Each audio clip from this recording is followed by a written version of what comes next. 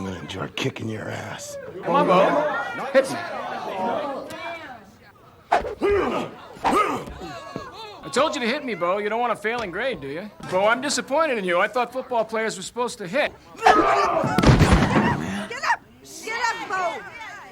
These boys. Attacking the enemy.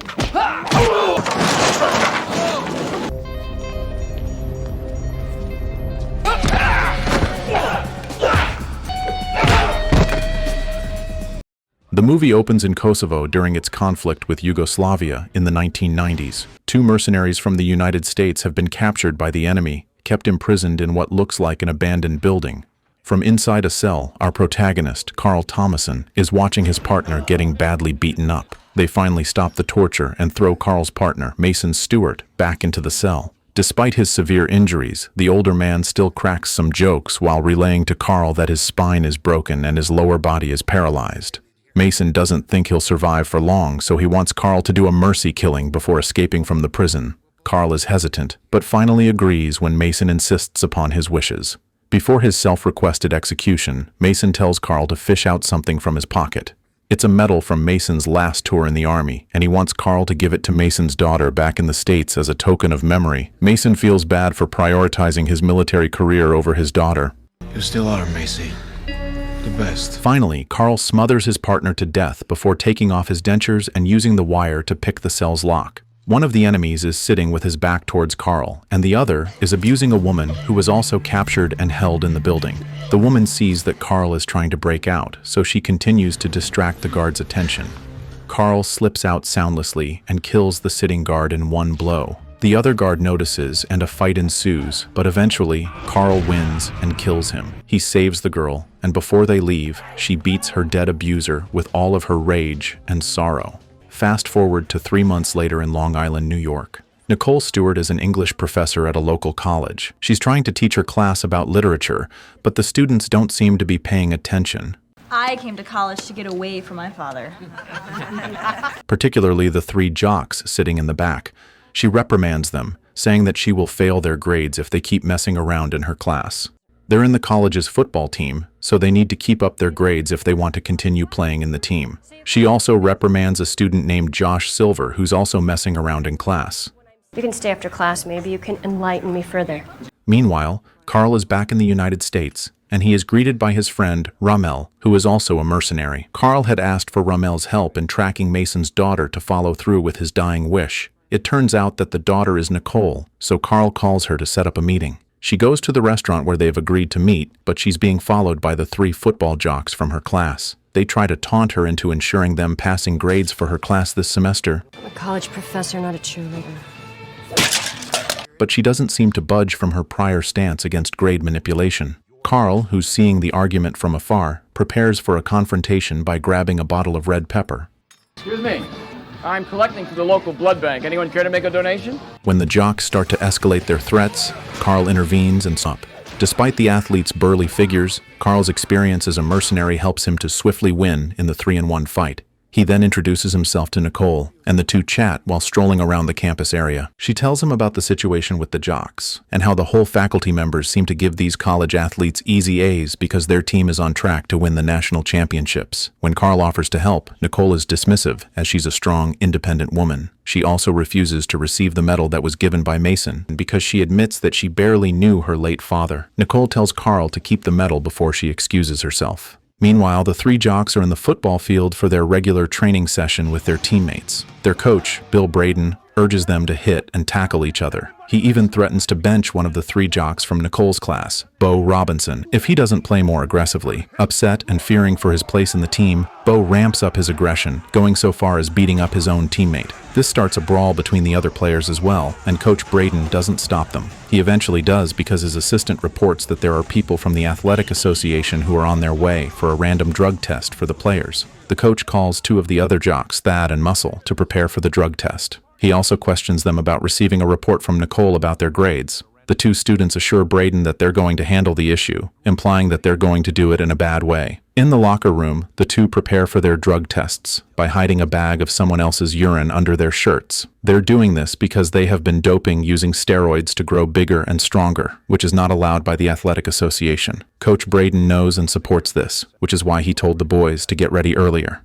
That night, Nicole is walking home when she starts to feel uneasy, like she's being watched. Suddenly, she is ambushed by someone. The next morning, Karl and Rahmel are doing their morning run when they spot the morning newspaper covering a story about the attack on Nicole. They both immediately head to the hospital to visit her. She's still unconscious, and the doctor says that she suffered internal injuries, a concussion, and broken ribs. Just when she's about to wake up, Nicole experiences a PTSD episode. She sees her masked attacker beating her up, as if reliving the traumatic event. Thankfully, Karl is there to reassure her that she's safe and lulls her back to sleep. Feeling bad for their late partner's daughter, Karl and Rahmel decide to pursue her attacker. Well, boss, looks like we got ourselves a mission. They both head to their friend Ed's house to ask him a favor. Ed is the man behind the screen, the one who can help them infiltrate any place for a job. Karl wants to become the substitute English professor in Nicole's place as she heals from her injuries. This will also help him gather more intel on the football jocks, whom he suspects are the ones behind Nicole's attack. He also suspects that the whole team is taking performance-enhancing drugs. Karl reassures Ed that he can infiltrate the college perfectly because he has a doctorate in literature and he has been in undercover missions as a teacher before. Come Monday, Karl successfully becomes Nicole's substitute in the college. Before his class begins, Josh gets into a small altercation with Bo. Thad calms Bo down, saying that Josh is his buddy from high school. He then encourages Josh to work out more and take steroids so he can join the football team without needing to worry about his grades. Soon after, Karl prepares to enter the class in a preppy getup, fit to be a proper English professor. At the door, Coach Braden is waiting to introduce himself to Karl. They act cordially, and before Karl enters his class, Braden requests that his jocks are given some academic slack. After introducing himself to the class, Karl talks about how small guerrilla forces can win against big, well-armed armies like in the Vietnam War. Bo, who notices that Karl is the one who beat him up in the restaurant, is called to demonstrate Karl's point for the class. He orders the class to move away their seats so there's room for brawling. Hit me. Yeah, I'm gonna enjoy kicking your ass. Karl then orders Bo to punch him, but after a few tries, Bo can't land a single hit. After letting the student stumble around, Karl gives him a tactical beating, showing the class how a smaller person or group can beat a bigger one. Later that day in the school gym, Bo reports what happened to his coach, who feel like Karl has played him. Meanwhile, in his kitted-out van, Ed watches the interaction happen from his spy camera. He also witnesses other football jocks talk to Braden about their steroid supply running low. So, as Braden leaves the campus to buy some more, Ed informs Rahmel to tail the coach. They report their findings to Karl later on, as they have video evidence of Braden buying the steroids from a young man. Rahmel continued to follow the dealer throughout town before beating him up to take some samples of the steroids that he's been dealing. Ed figures out that the dealer is affiliated to a gang called Soldier Hill that operates from a local sports bar. They're part of a bigger Italian mob family, so Karl plans to stake out the bar using hidden cameras and microphones. To solidify their investigation, he also visits another friend, Andrea, to become an undercover waitress at the bar. Andrea refuses to help because she doesn't want to act like a ditzy, flirty waitress. However, after finding out that they're helping out Mason's daughter, she reluctantly agrees. In preparation for their plan, Ed pretends to be an electrician repairing the Target bar's jukebox. That's where he hides his cameras and microphones. Meanwhile, Karl visits Nicole at the hospital, who's gradually recovering from her injuries. She still shows some hostility towards the militant plans and tactics that Karl and his friends are enacting, but eventually, she lowers her ego and thanks Karl for helping her out. I do appreciate what you're doing for me.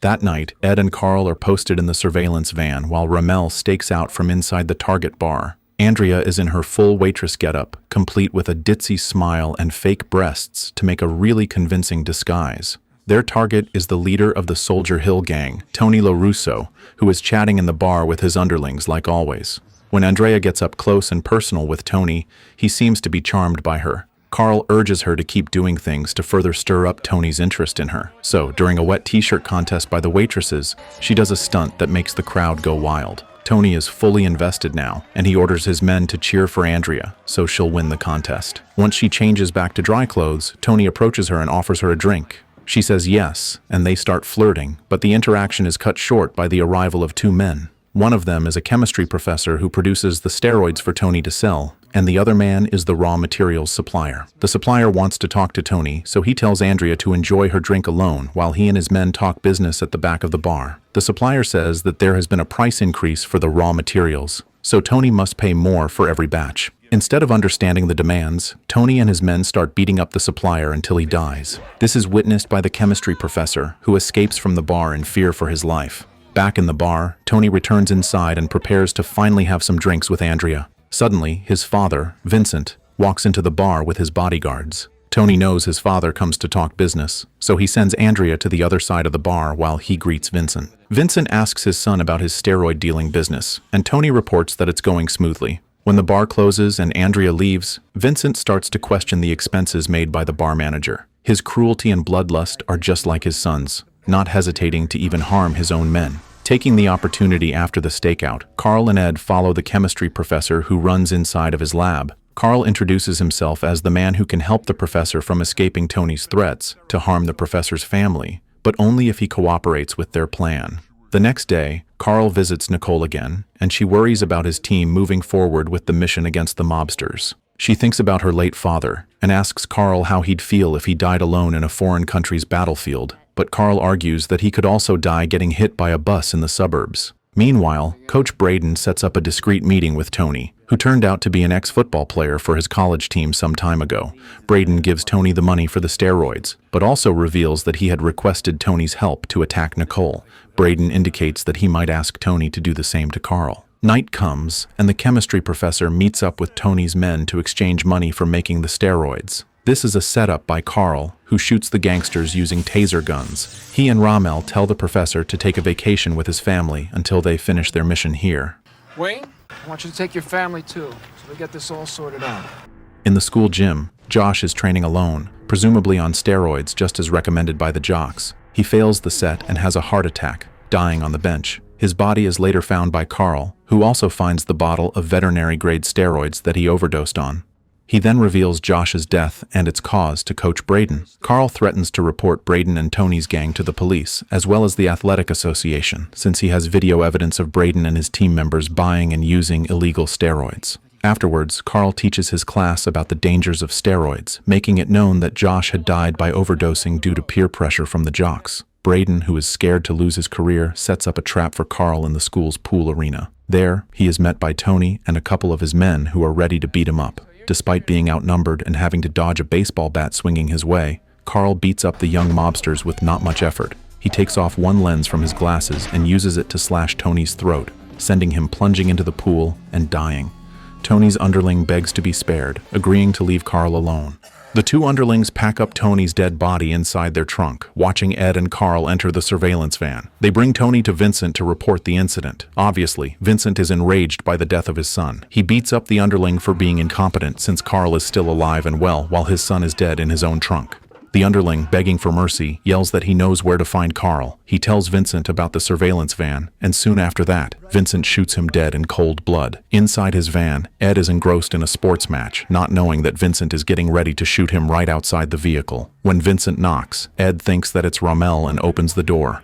Unfortunately, he's immediately shot dead by the mafia boss. In the hospital, Karl is giving Nicole a book for her to read while she recovers. He then receives a message about Ed's death and immediately goes to the van where Rahmel and Andrea have already gathered. Beside Ed's body, they find that he had recorded his own murder for evidence, so they know that it's Vincent's doing. Now it's time for the team to go for an all-out war. They begin their move that night. Andrea puts on her ditzy waitress getup, taking a taxi to enter the Russo's estate under the pretense of a date with Tony. When the gates open for her, Karl and Rahmel sneak in behind the taxi. Inside the front building, Andrea is greeted by Vincent's bodyguard who also has the hots for her. She pretends not to know about Tony's death prior to arriving at the estate and plays along with the bodyguard's brash advances. Before long, she drops the act and they begin to fight. Due to their size difference, she's overpowered at first, but eventually gains the upper hand. She's sitting on top of him while choking him when suddenly, Vincent knocks on the door. Andrea pretends that they're making love instead of fighting to death, for Vincent to leave without suspicion. Eventually, the bodyguard dies and she takes his gun before leaving. Outside the building, Rahmel and Karl use a remote-controlled camera to figure out the layout of the estate. Andrea joins them and changes into a more comfortable outfit, informing them that Vince is definitely inside. While looking at the camera feed, they witness an erotic party happening. Despite the estate being mostly empty, they need to evacuate these women first, so the three of them begin their move. They stealthily sneak inside the building with silenced weapons and split up. Karl takes down some guards, while Andrea shoots the one who's been enjoying himself before evacuating the girls. Rahmel also takes down a couple guards with his sword, and more guards are coming from downstairs. The bullet hell continues for some time, with 3 mercenaries against many mobsters. Andrea shoots 3 guards in front of the girls when Karl gets shot in the shoulder. She tells the girls to get home safely, while Rahmel cuts the arm of Karl's shooter right before he's about to kill Karl. Seeing the commotion, Vincent is ready to leave the compound with his other bodyguard, but Andrea spots them. She informs her partners, and they shoot at the bulletproof car that's getting away. While their bullets don't leave a dent, Rahmel jumps on the roof of the car and stabs his sword, hitting the driving bodyguard. The car comes to a halt, and Vincent steps out, immediately shooting at Karl, who's approaching. Karl takes control of the wheel. The mobster is still challenging him, but now Vincent is stuck between a wall and many barrels of fuel. Karl steps on the gas, pinning Vincent even further until he dies. Fuel leaks from the car, and while the 3 mercenaries celebrate their victory with cigarettes, Karl throws the lighter to burn the car and Vincent's body. The next day, the trio comes to the hospital to see Nicole, looking much better. Karl greets her first, before introducing her to Rahmel and Andrea. Nicole gives Karl a book in Russian as a thank you gift for taking care of her. He has to leave with Rahmel and Andrea for another mission.